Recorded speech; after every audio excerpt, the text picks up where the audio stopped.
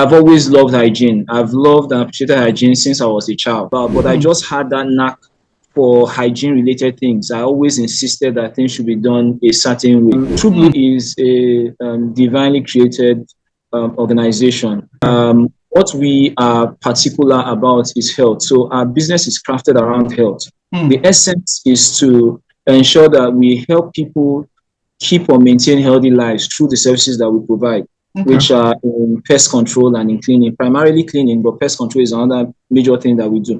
When it comes to pest control, people are very particular about what they want to kill in an environment. And they don't realize that unwittingly, they end up killing human beings slowly in that environment, because when your goal is just kill, you want to kill mosquitoes, you want to kill ants, you want to kill cockroaches, spiders, etc.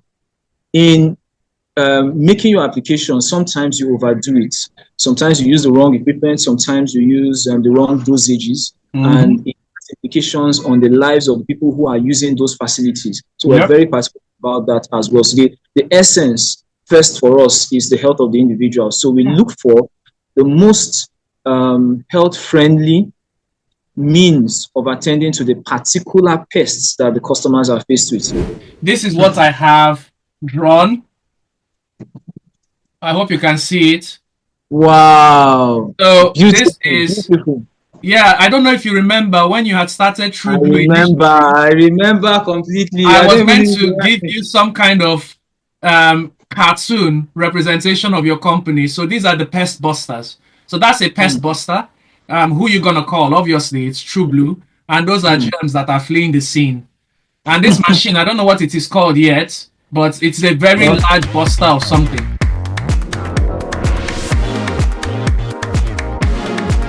Hello, how are we today? Welcome to the K-Touch, where we have art and conversation. Today, I am going to be speaking with, I have on the podcast, my elder brother, Chukwudifu Onianwa, who happens to be the CEO of Trueblue Hygienic Services.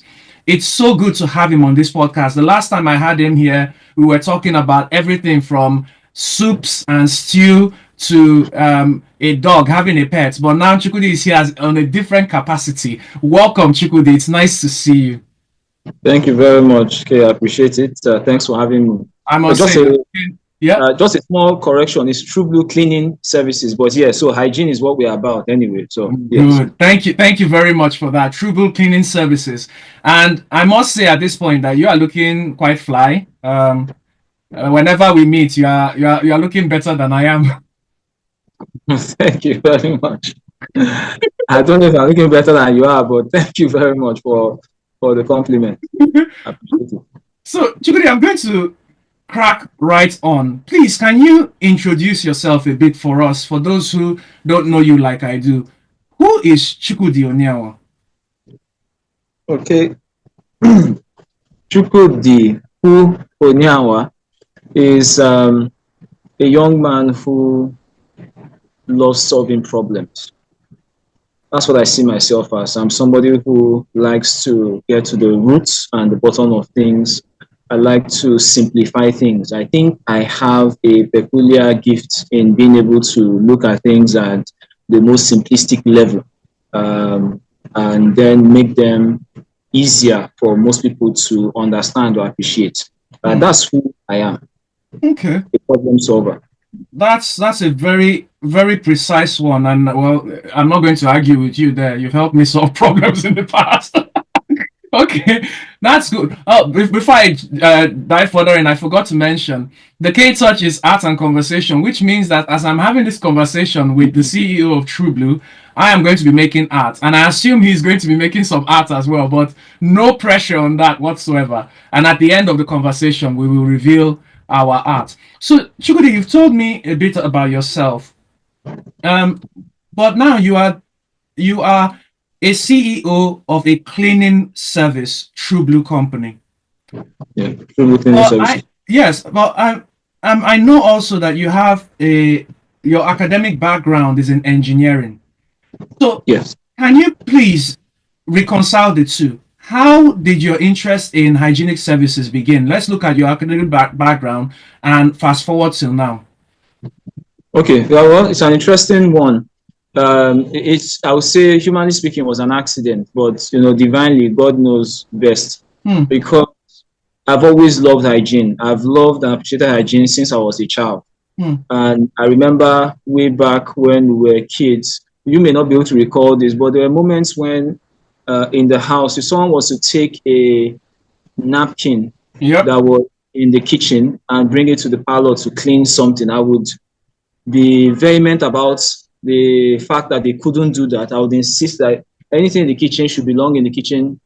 What should be used in the living room is meant to be Yep. used in the room, that type of thing. And I didn't have any training for that. I don't know how that came about, but I just had that knack for hygiene related things. I always insisted that things should be done a certain way. Hmm. It so happened that when I had my NYSC done, even though I had hoped to practice engineering, I was thrown into a firm where facility management was the business of the day. Hmm. And it gave me a bit of exposure to customer service.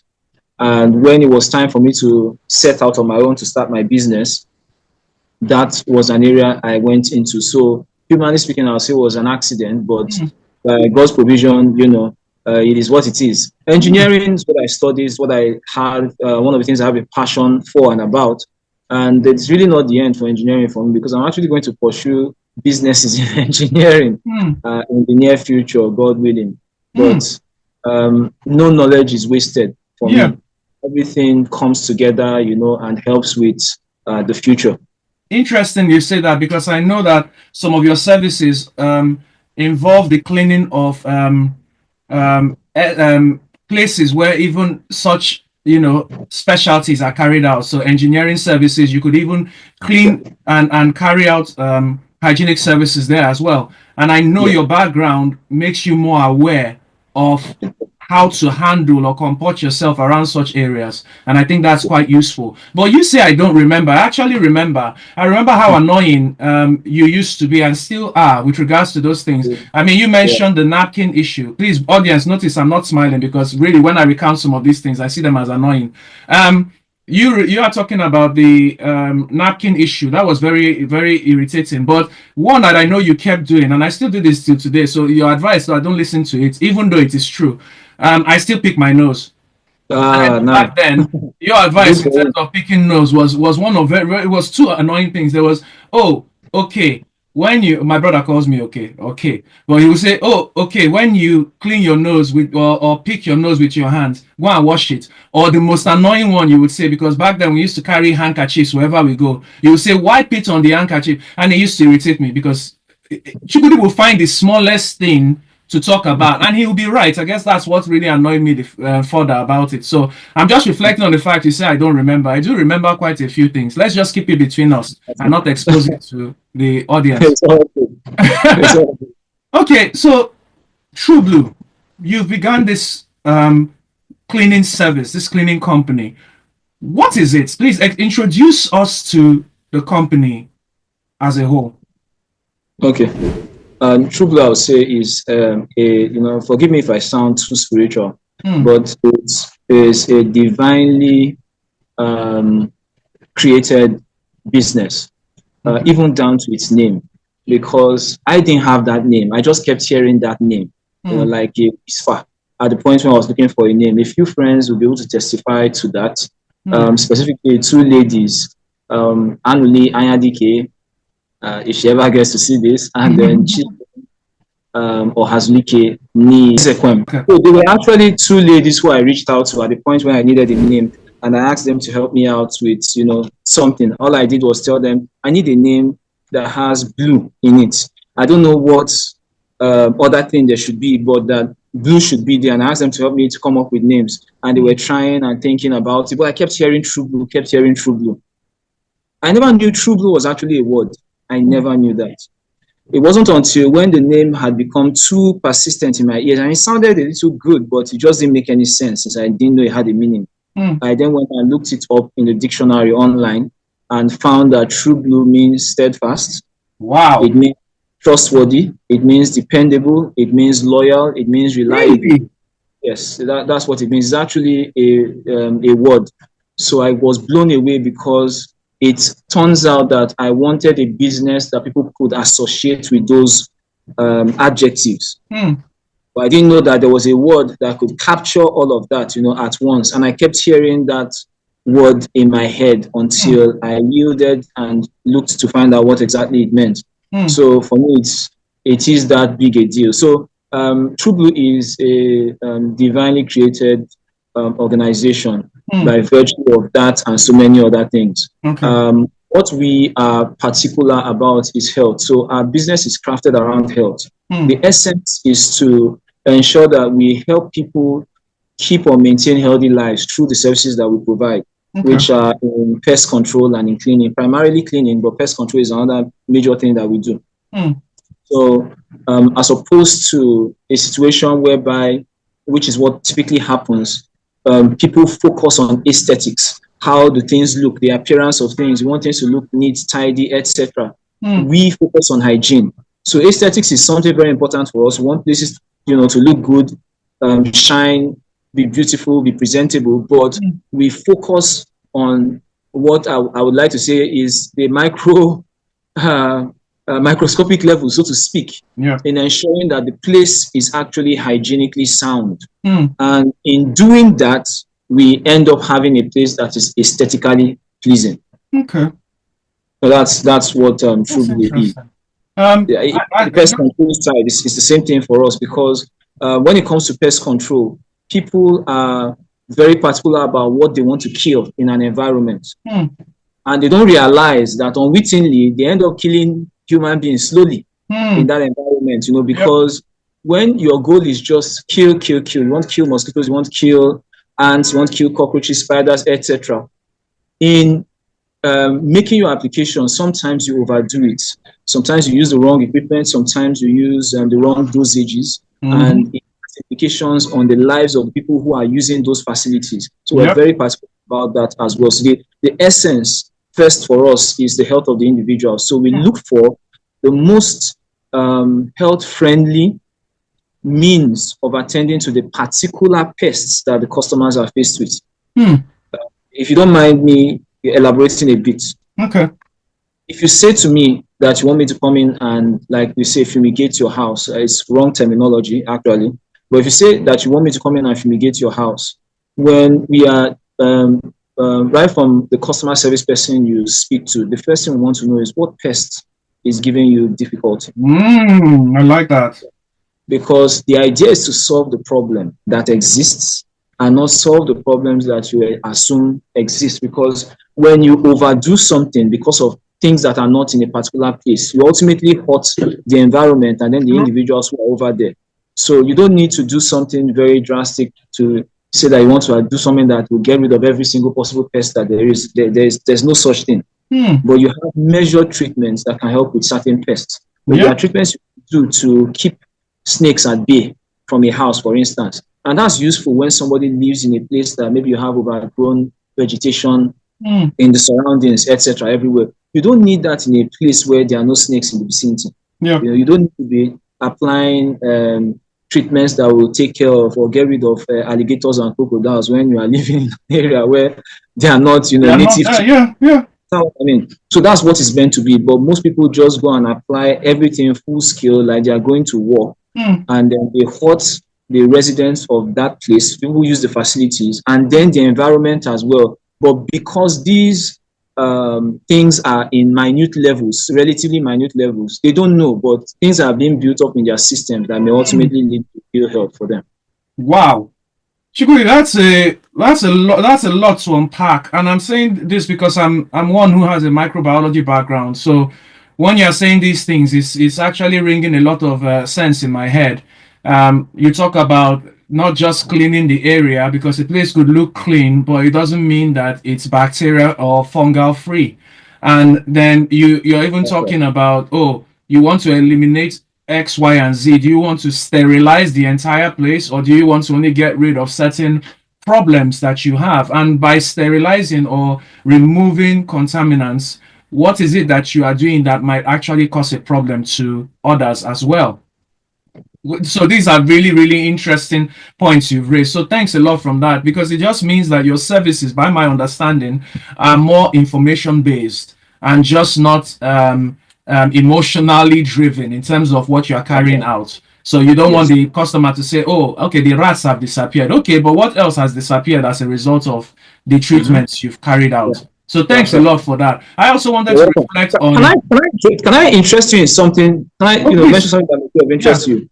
I can come into your environment as an ill-informed person or Mm, as someone who is not very well trained, yeah. and rather than clean up your environment and make it more habitable and healthy, I can actually spread disease. Correct. Spot on. So, like one of the things that happens in our industry is that people, in order to save money, use the same cleaning materials over and again for multiple customers. Yeah. So you can go to this man's house and clean, and you say use the same mops and napkins you use for Mm, person's house and then clean, take them to another person's house and then clean. And what's happening is that you're taking organisms from one person's house to another person's house.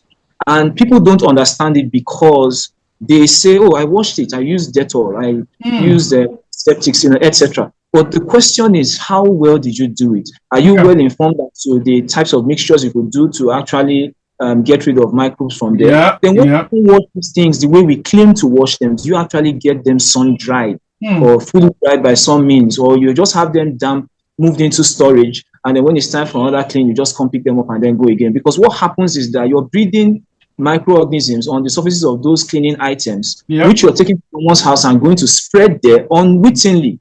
Because you can't see them, you don't have any sense of their presence there, Mm, because you're looking at the macro level, yeah. but the diseases occur on a micro level. So Yeah. you can add in pathogens to someone's environment and not knowing it. So you come in, you see the house, and the house is sparkling. It's looking very good. It's looking very good, but Mm. on the walls of the bathroom, you've deposited very harmful bacteria that will just keep going over there. And everybody who walks in there is exposed to it on one level or another, So It's you can interesting you're saying that. make people sick. You can make people sick through cleaning, when Mm, it's very bad cleaning. yeah. That's a lot to unpack again, like I said. But and I don't know, you don't have to have this. So this is just a random thought. Have you, in any of your dealings, met with customers who have expressed disappointment over previous similar jobs carried out by other companies, for instance, to say, oh, they came in, they have not really gotten rid of the problem, or just a general dissatisfaction? I just want to know, out of curiosity, what your customers, what the feedback has been. Yes, so we get that a good number of times where people complain about the services they received from some other party Mm, before we came in. Yes, yeah. it's a no. And that's really because the business we are in is a business that has very low barrier to entry. It's Mm, very easy to go in and start a cleaning business. You don't yeah. need heavy equipment. You don't need it. You can start very small.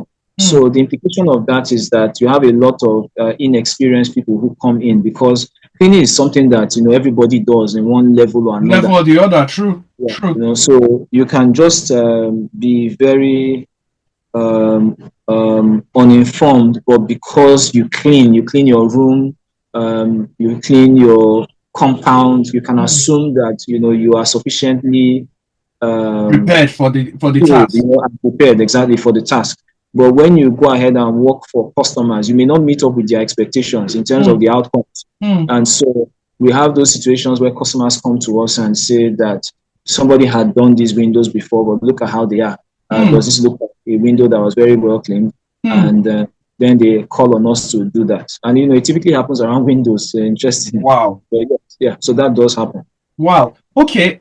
This is, like I said, you said quite a number of things, and I will try not to dwell so much on this. I know you're a busy man. Um, but I just also wanted to reflect on the whole concept of Trueblue and how you got the name. By just sharing also how my name came about. Now, mine wasn't spiritually, divinely orchestrated, at least not to the best of my knowledge. But with you, it's so interesting how you could stamp a seal on a name.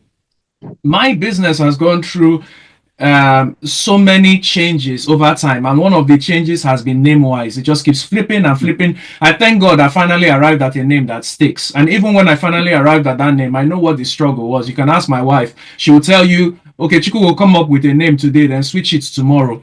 But you've come up with something that is really solid, and that places a lot of confidence as far as I'm concerned. But well done. You are leading the Trueblue. I'm leading the K-Touch. But when did you first nurse the idea for the company?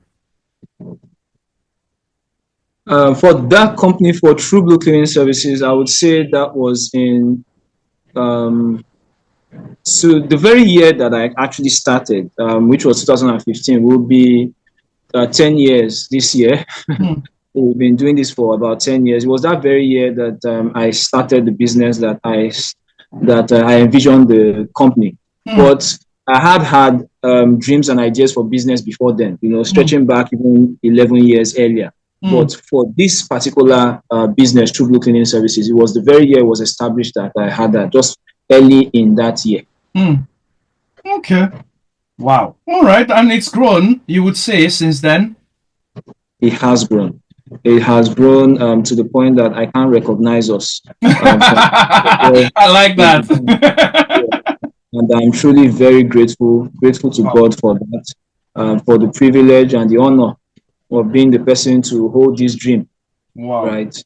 And particularly so because I feel extremely blessed, being that I said on a forum several weeks ago that I really don't consider myself to be the CEO of Trueblue Cleaning Services. I am on paper, but I consider myself to be the COO, the Chief Operations Officer. And that somehow God is just the CEO because when I have ideas regarding the business, I really wonder how someone like me, with my very limited knowledge and experience, will be having such grand ideas and be able to, implement them. So I feel like I'm just a vessel that God is using to implement his own idea, if you don't mind how funny that might sound. I'm just simply privileged to be the tool being used in this instance. Wow. So that's really my perspective. Okay. It's interesting. You just talking right now. You're just giving me more questions to ask. But yeah, thanks for sharing that. But my question now, as a follow-up, is how easy was the company to set up? Well, set up on its own was easy in the sense that just register a name, go on into planning out, having ideas, etc. How do you want to execute and start? That was the easy part. I think the difficult part really was in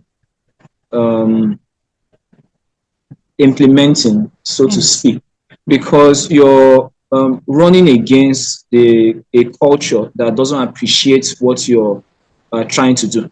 So, for instance, you're bringing up workers who may consider your hygiene standards as an overkill and completely unnecessary. When we started out, a short while after we started out, I came up with a policy and system that required us to always have to buy cleaning materials afresh for every customer that we serve, every new customer. So in terms of the items that have an impact on hygiene, the napkins, the mops, the sponges, etc. So every new customer that comes in and requests a service for us, we have to get those things afresh for them rather than share what we've used. Yeah, when you told me that, I was shocked. Well, yeah, okay. Yeah. And some of our cleaners were surprised at that because they had worked for cleaning companies before. And for them, it was like a waste. Why would you go and buy these afresh? And then, our culture was to leave behind whatever we use for the customer as a gift. And the customers would take them on and use them from that point for their house, from their homes. Wow. Afterwards. So for them, it was like a waste. Why would you do something like this? Because the culture they came from other companies was that they had to use and reuse.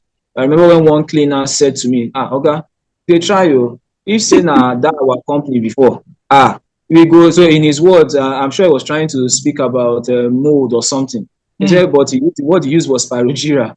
He said, for that our company, Spirogyra go they grow on top the napkin. So the management of the company would insist that the cleaner should still use those items in cleaning for their customers. And it was a big company. In fact, one of the companies that clean the major banks in Nigeria, but this was the practice, what their management did.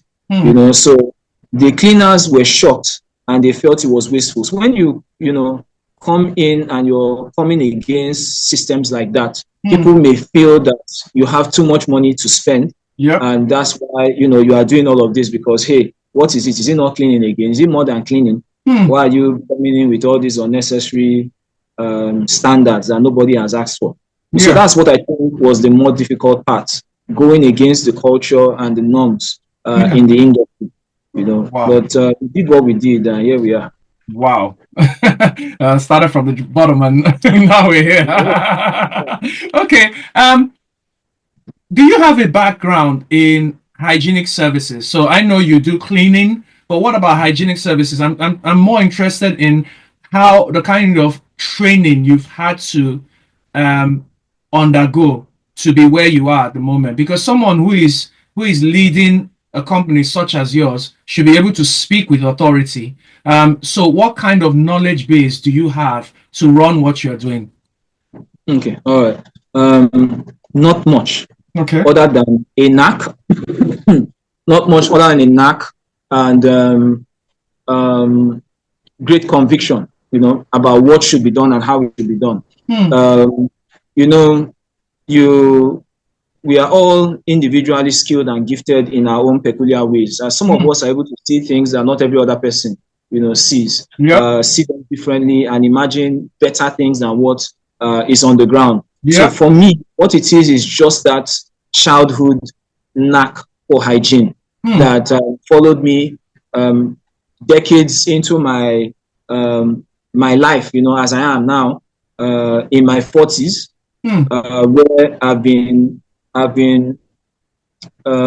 able to tell that something is wrong with a particular system. And it just shouldn't be. And I should follow up in saying, because you may get tired of my reference to spiritual things. Follow up in saying that I have implemented, just to talk about the training side, I've implemented systems in Trueblue cleaning services without anybody's coaching, anybody's advice, direction, etc., only to find that they were international standards existent. So, for instance, I think it was in 2016 that I came up with what I call the color coding, whereby it's not just enough for us to say that the napkins we use in the kitchen are different from the ones we use in the living area, different from the ones we use in the toilets. We do that, right? But I then decided to give them unique colors. The same thing also with the mops. So I gave a unique color to the one in the kitchen, unique color to the one in the bedrooms and the living room, a unique color to the one in the restrooms, right? And ran with that idea and concept, trained our cleaners to follow those systems, and ran with the idea for a few years, only to discover last year that my exact color coding was what was applicable in the British Institute of Cleaning Sciences, BICS. I'm not saying just that, they use different colors, but they use the exact colors that I had been using for many years. It has been a standard there for a very long time. It's what I've been using here as well, without any reference, and that's just the system that they use. The only difference is that they have one additional color. So we have 3 primary colors and then one that's I kind of call a secondary color. But they have 4 primary colors. That's just the difference. It's like a color that is different and unique. And that actually falls usually for areas where you have a sort of clinic or something, within the establishment, So then that other color applies there. Otherwise, it's the same exact color coding. So how do you explain that?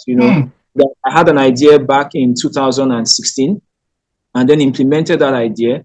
And then in 2024, right, 8 years later, I found out in 2024 that exact color code is what's applicable, with the British Institute of Cleaning Sciences. That's really interesting.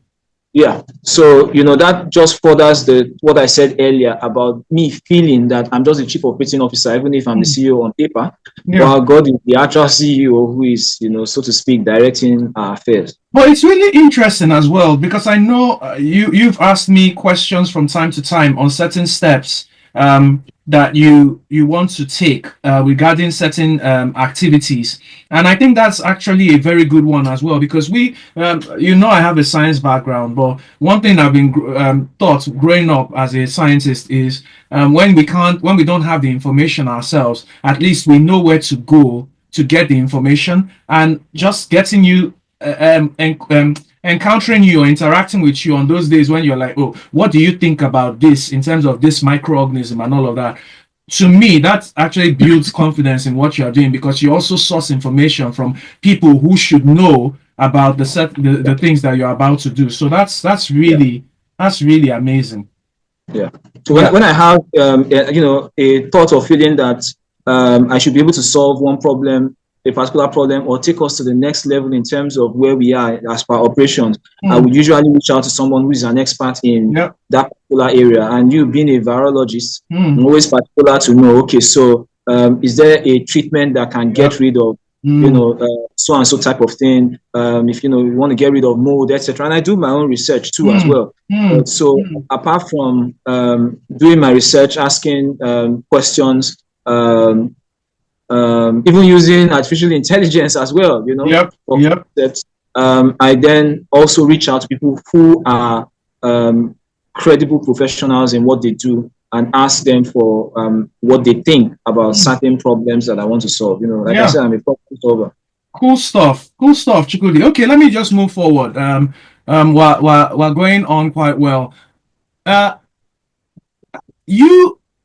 Is it possible? Do you remember your first job and how that felt? I know it's been a long time since you've been doing this, but can you remember your first job and how it felt going into that? All right. For this one, I should give a shout out to a very good friend of mine, who was one of the friends who I called together when I was going to establish this business. His name is Ayotunde Uche. You should know Ayotunde. We were all in fellowship together in Fekas area at some point. Ayotunde was the one who gave us our first cleaning job. Wow. Incidentally, that was one of the jobs that job boosted my self-confidence a great deal because our ultimate customer was Rekit Benkisa, makers of Dettol. And so it was very particular. It was very important to me because we had a hygiene service provider in the place of Dettol. Yeah. Getting a hygiene service from us, and that was our very first amazing job, yeah. And it was a corporate job. It was an excellent one. We cleaned the accident and emergency ward of Lagos, of Unilag. We cleaned the accident and emergency ward and the children ward of Lutz that year. It was a great experience. We used very experienced cleaners there. And what I just did was ensure that they followed a good hygiene system there.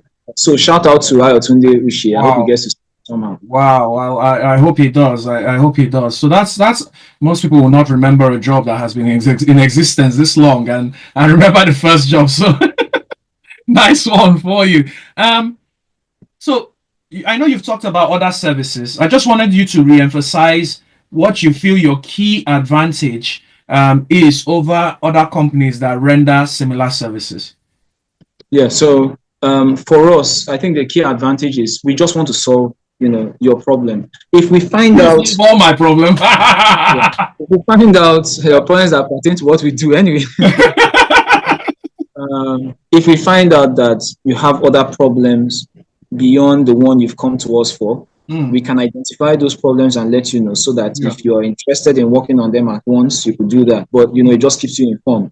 But we just want to solve your problem. You see, if you tell me, once again, I'll go to the pest control side. If you tell me, I'd like to fumigate my house, I'm not going to give you a bill of 60, 70, 100,000 naira just to come in and fumigate your house and say, okay, the job is done.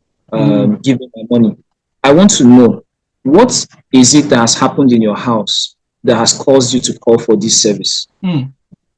Because if we come in with the mind of doing something generic because you've called us for this here, we may end up not solving your problem. For instance, a bedbug problem cannot be treated like a cockroach problem. The life cycle of the bedbug and the life cycle of the cockroach are entirely different. You can't apply the method you use for taking care of rats to the method you use in taking care of termites, you know.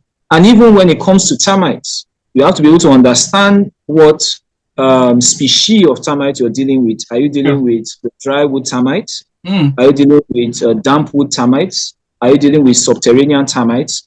Because they have different means of entering into the house and ultimately different means of treating.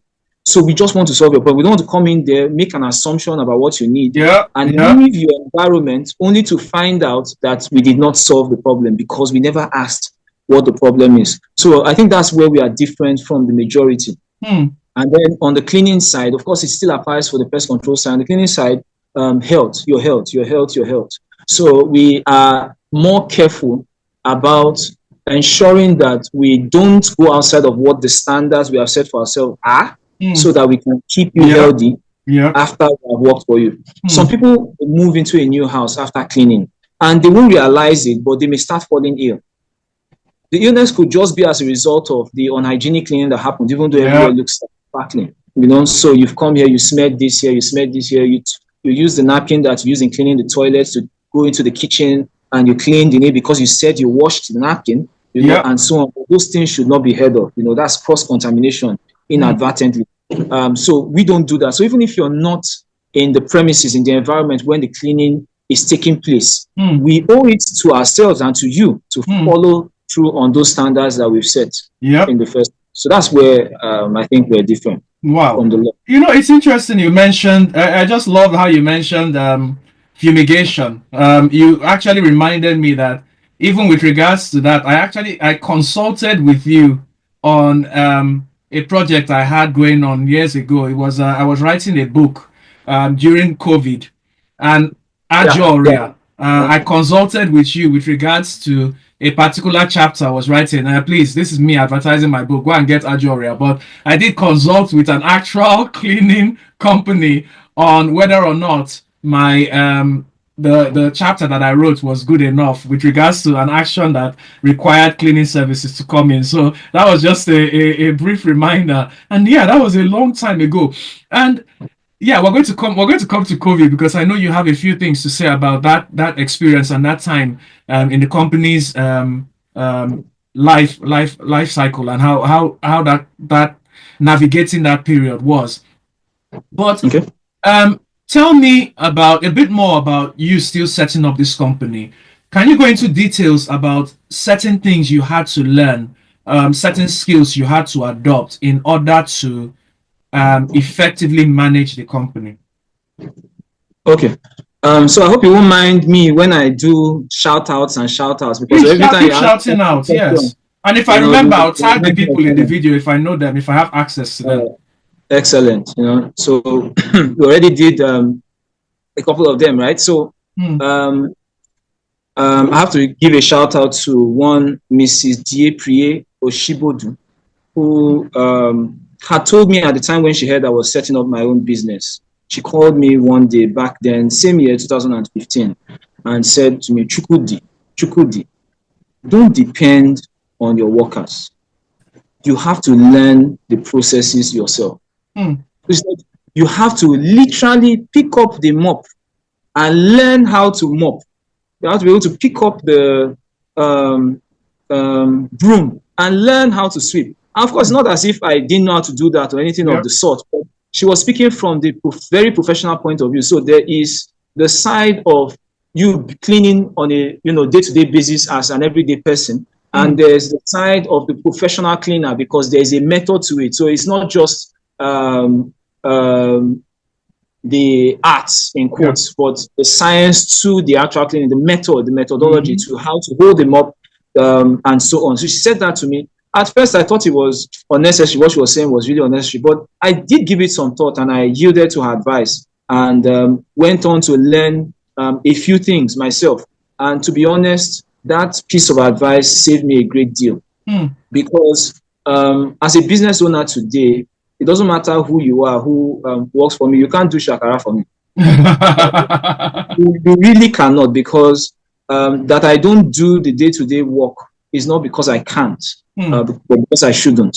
You know. So, but if there's a problem that's very serious, I can explain to people what to do, and so I'm able to today train people who work for me on what exactly they need to do, how they need to do it. So nobody can look at me and say, "Ah, God just they talk, you know, sabi the thing, you know, sabi the thing," you know, that type of Niger talk, you know. So she was very instrumental in getting me to understand the need to not be held hostage by people who work for me. So that was I don't remember the exact question, but you know, that answer, you just talked about certain skills or things you had to learn and adopt in order to effectively manage the company. So, yes, that's right. So that was it.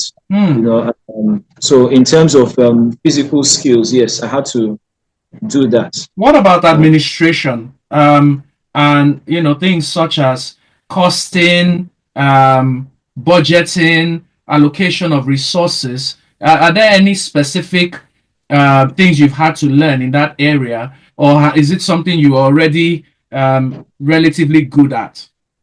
No, thanks for that question. To be very honest, I had a relatively good knack for some of those things already. I don't know how really, but I had a relatively good knack. I think maybe because I just tend to be observant. And over the years, because I had a love for business, even though I didn't know how things would pan out eventually in my life, because I had a knack for business, I used to watch a lot of business TV shows. So I remember always watching Small Business 2000, American show on PBS back in the day. I used to love watching that, you know, and so many other things as well. And I was always reading. It's just I don't have a lot of that time now, but I love reading articles from Harvard Business Review and so many other platforms. I used to love reading business newspapers, you know, such as Business This Day. So many other things and avenues and platforms like that. So those may have unconsciously, I may have absorbed a lot from them. To the point where upon starting business, I didn't have so much of a great need to learn those things, because I had already become, you know, somebody who was relatively confident. Somewhat, yeah, that's right. You know, I gained some confidence regarding those things. Okay, yeah, that's a cool one. And actually, I can testify of that. You've always had a knack for things like that. I think those times in from our childhood when I think you were actually you were too serious. I know you. Well, I've known you now. I know you have a funny part to you, and you are lighthearted. But you do know how to focus on business that needs to be done when it needs to be done. You actually very good at time management as well. So yeah, you're clearly proficient in those. What about a bit more in terms of interpersonal skills and soft skills as a CEO, or a COO, because you are managing people? I will assume this is not a company that you are running just by yourself. So can you share a bit more in terms of what that is like? The interpersonal skills that you have needed to effect or practice or apply in order to manage a company such as yours. Okay, so it's a very big part of business. Sometimes you have employees who don't get along with each other. So people are quarreling. That's a new one. Themselves, among themselves, and you have to be able to get them to get the job done, notwithstanding the personal issues that they have with each other. It's a very big thing. I unfortunately have to tell you that I also have a knack for that one. I didn't have to learn it. I've always been a peacemaker. Mm, I don't like people quarreling, so I like making peace between people. mm, Things I've been doing since secondary school days, maybe even back to primary school days. mm, So I have simply applied what I've used all my life mm, to ensure that I get people to see the bigger picture. mm, Life is, very, very simple, easy thing if we all learn to get along properly. But mm. I know when to put my foot down and insist on something. I don't have to deceive myself about it. I know that I am the head of the organization, Yeah. So when it is time to, I can insist and say, no, this is what must be done, but communicate it in a manner that people understand that I'm not just trying to be bossy or saying this simply because I want it to, but that from my own little informed position, I have seen that this is the right way to go. Yeah. So it may go against what some people think or want or feel, Mm. but they know that they ultimately have to trust the leader, Yep. and just go ahead. If things don't pan out well Yep. and they are so as a result of my own, wrong decision, then hey, I will face the consequence anyway. True. Yep. But regarding what has to be done, let's do what has to be done. Mm. That's the philosophy. Wow. That's a very interesting one. Thanks for sharing that. And so I would ask, what would you say is the most, so let's look at the most challenging aspects of the company, the challenges it's faced, but also the most rewarding aspect from its services. Okay. So the most challenging aspects of business, I would say, I should have said the economy really, because as Mm. things get more difficult, you have a situation whereby people like us who buy certain hygiene Products.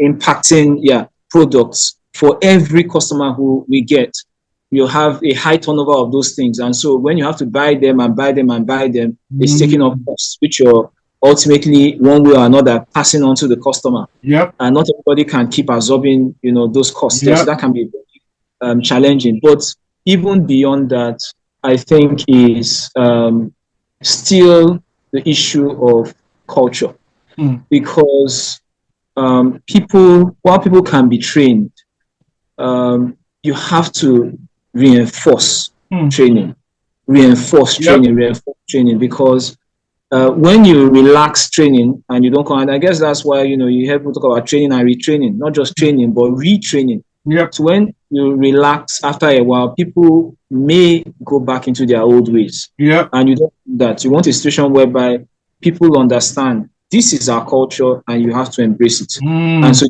you reinforce that to them so that it stays in their conscious and even subconscious thoughts, Mm. so that in your absence they They will can still continue, maintain that. you Mm-hmm. can help them to do that. So I think that's the more difficult time. So being the more difficult thing. So being able to make provision for training and retraining.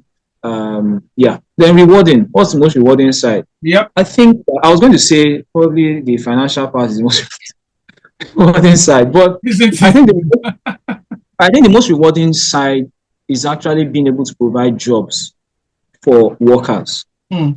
because when you know that through the work that people do for you, they can pay their rent, Mm. pay fees for their children, Yep. and so on. It's its own level of reward. It's a reward in its own self, Mm. where you say that somebody is able to do these things without, exposing themselves to, um, ridicule or people with bad intent, etc. Mm. They can Mm. work for their money and don't have to be at the mercy of some other person.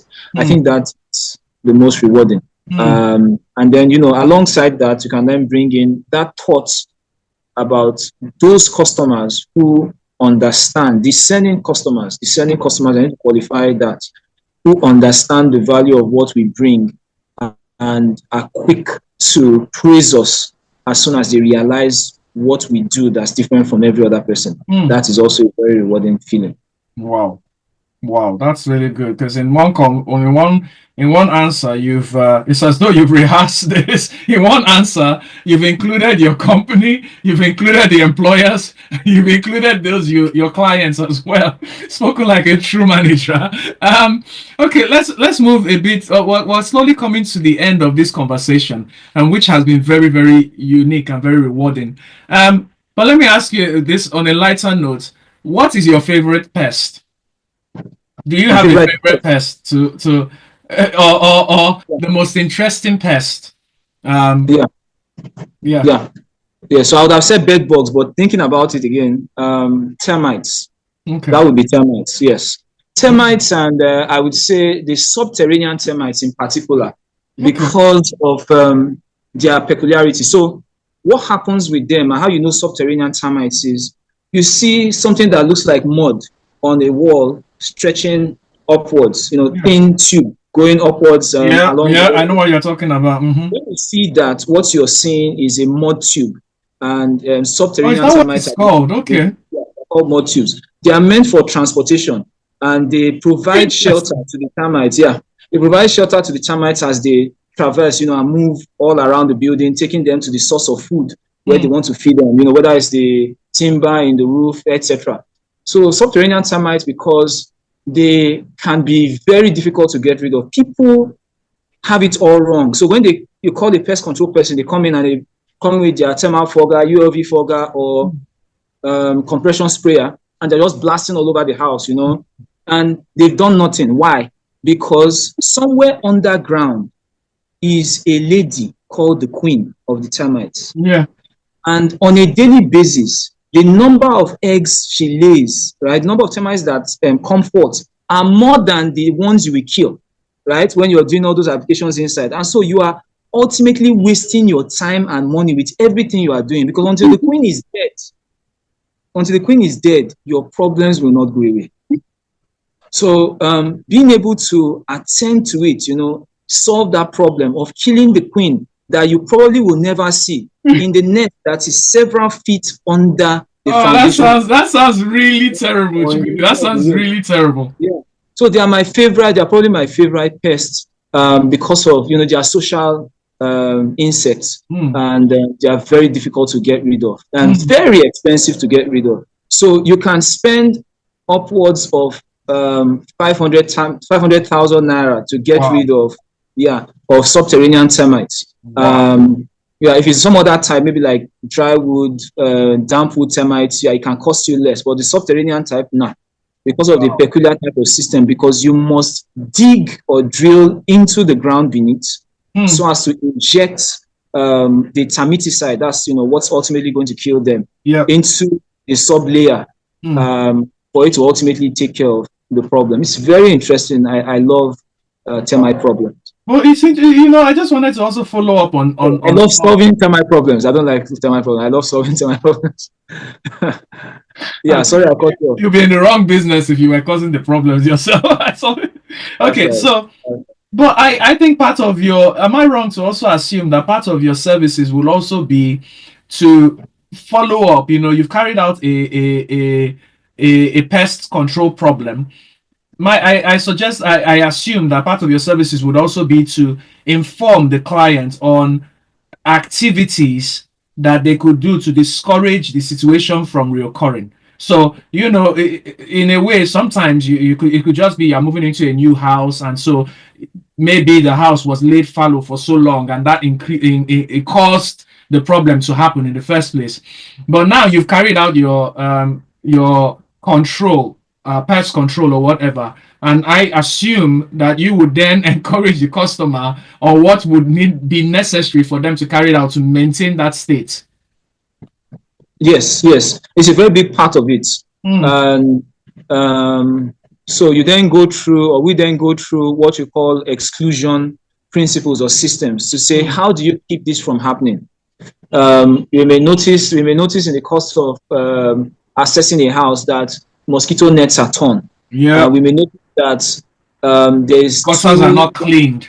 Gutters are not cleaned, or underneath the doors, the space is too wide, and so little rats can crawl in, wall geckos can crawl in. and so many other things. So there are things we can do then. And even sometimes when you have vegetation around that is creeping towards the house, that makes termite infestation problems really rife, because as you have more vegetation coming towards your house, you are more likely to have termite issues, especially the subterranean type of termites. Okay. At some point, I'm going to give you a case scenario, and I did tell you about this, so I'm going to give you a case scenario, one that you've probably encountered before, and I want to know, as the manager, what you would do. One of the first steps you would do with regards to this particular case scenario. So please just be patient with me, because I'm asking you these questions, and the more you answer, the more I keep coming up with things.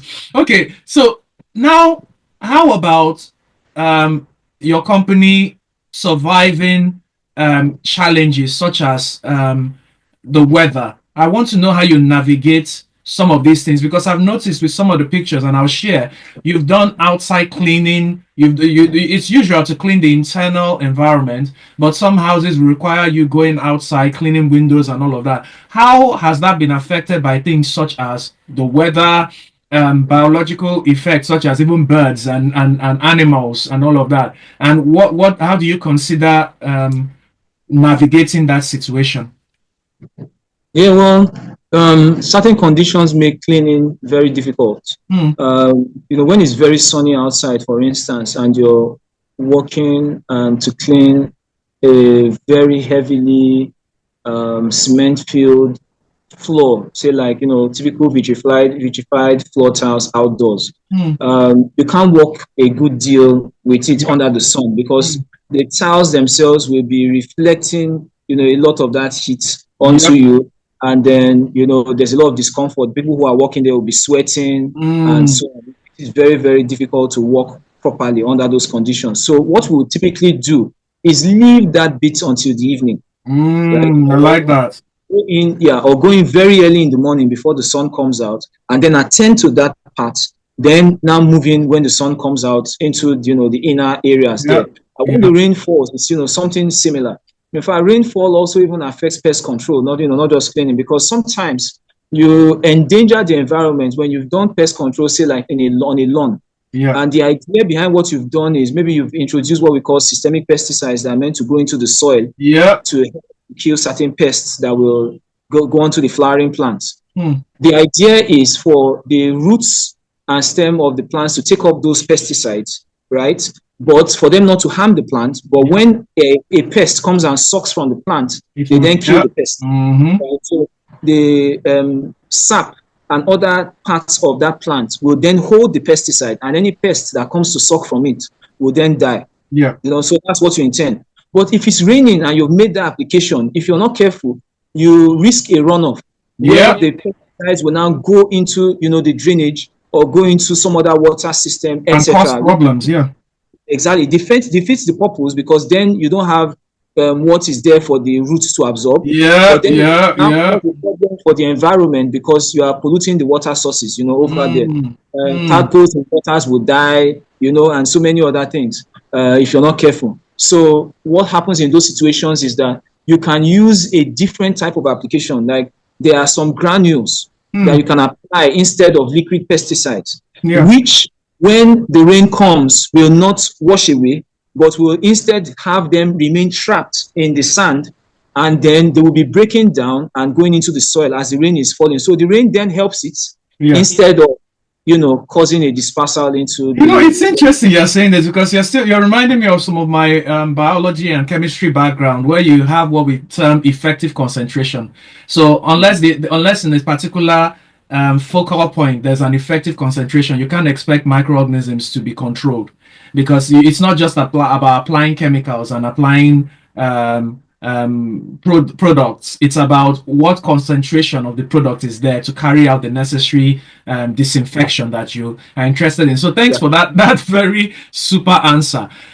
I hope you are not exhausted. We still have a few more, and I'm here for you. Okay, so can we talk a bit more about COVID? I know one of the time periods that your company has managed to navigate through is COVID. Please give us a summary of how your company was able to carry out services around this period, and how COVID informed some of the or the situation of COVID, SARS-CoV-2, coronavirus 2 pandemic, how it informed some of the decisions you made as a cleaning and hygienic company. Okay, I would say we were born for COVID. I like that. We were born for COVID. We were made for COVID, and COVID essentially, it's unfortunate that people's lives got lost to that deadly virus. Yeah. But COVID is something we were prepared for from the very beginning, because just by virtue of what we do as a hygiene service provider, we were very well positioned to provide people with the solutions that they didn't know that they needed. Yeah. Because you had here a virus that was essentially hygiene based, reliant. We advised that if you went into the restroom, you came out, you washed your hands properly, you did this, you did that, because what happens is that you are at risk of getting infected by placing your hand on surfaces that someone who is infected, has touched. Yeah. So you have to be very careful about that. You have to be careful about situations where you used an ATM machine in the bank, where somebody may have touched it who was infected, and then after you've done that, you put your hand to your face and you may be able to get it in through your mouth, your nose, your eyes, and so on. So you needed, or the environment needed, a service provider that was very particular about hygiene already. Not one that was now going to start to learn about it, yeah, ways of, doing cleaning, but one that was already in that business from the beginning, the business of hygiene, not the business of cleaning. And that's what we were into. That's what we've been into since we were established. And so it just really helped to get people to know us better, because when they called in with requests for disinfection, which is one thing that they used to request that we come in to do, we already had a system, because it was something we were very familiar with, already. And of course, I did take some training as well from ISSA, which is the International Cleaning Institute in the US.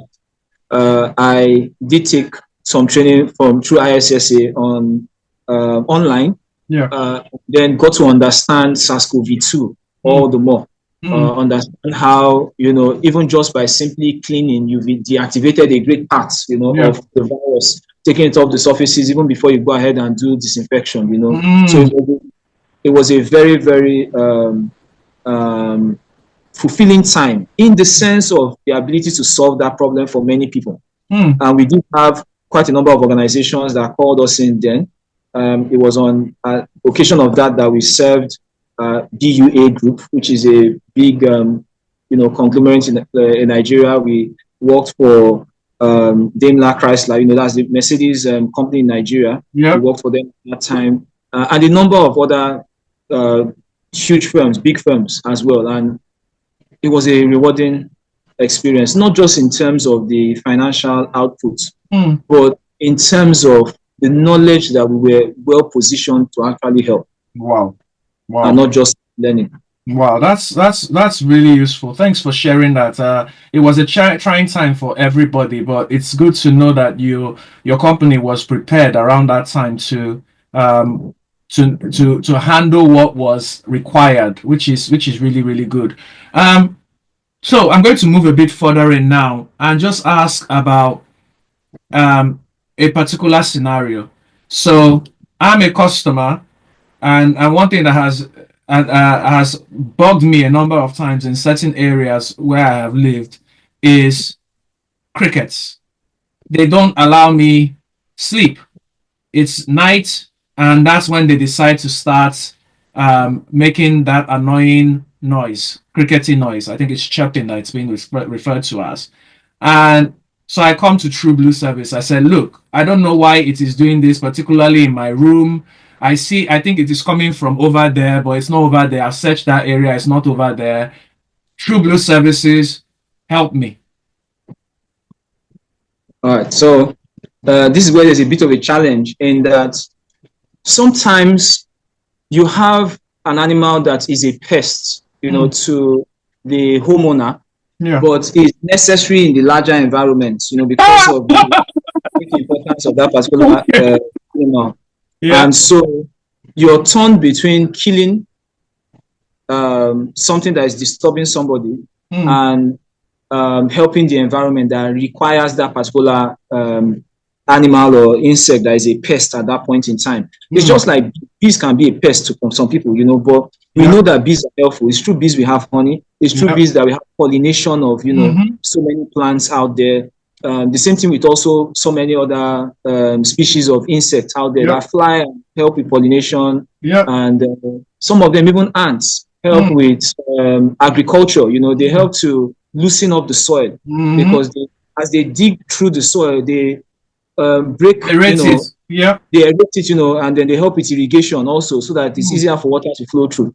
So it can be very difficult. So what you do in a situation like that is say, okay, if you want to get rid of crickets, first of all, you may need to get rid of greenery around your area, right? Or at least restrict them.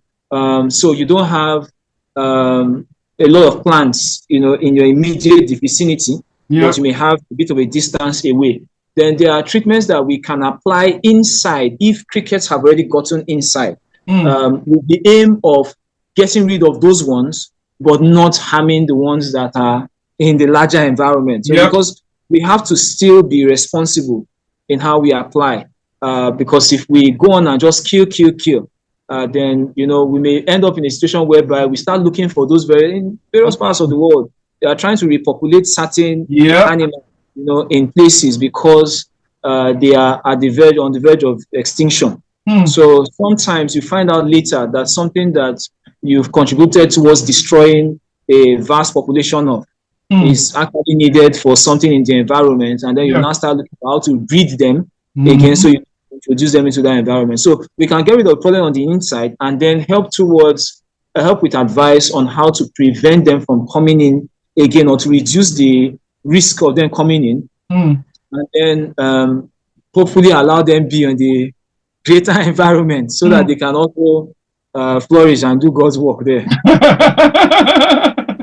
So Chukwu, thank you so much for really breaking this thing down for us, and I'm very excited to have had you here to talk about Trueblue.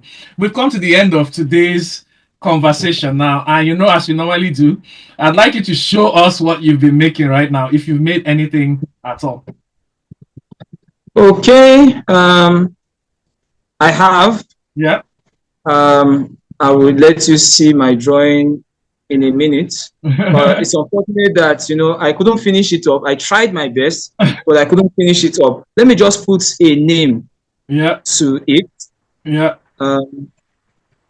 Please remember, I'm going to put it on my site. The last time you escaped by not remembering where you kept the art. This time, in front of everybody, please scan it and send it to me.